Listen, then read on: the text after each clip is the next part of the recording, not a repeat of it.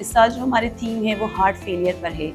Heart failure हमारे यहाँ काफ़ी कॉमन दिल का मसला है। आमतौर पे दिल के मसाइल लोगों को लगता है कि सिर्फ हार्ट अटैक एक दिल का मसला है। हार्ट फेलियर का मतलब ये होता है कि जो हार्ट का जो पट्टा है, जिसको हम पंप कहते हैं, उसका कमज़ोर हो जाना, और उसकी वजह से दिल जो है वो हमारी बॉडी को मुकम्मल ब्लड नहीं पहुंचा सकता, जिसकी वजह से मरीज़ जो है वो अपने रोज़मर्रा के काम करने के कई दफ़ा काबिल नहीं रहते हैं, और ऐसे मरीज़ों की जो शरह अमवात है वो बहुत ज़्यादा देखी गई है।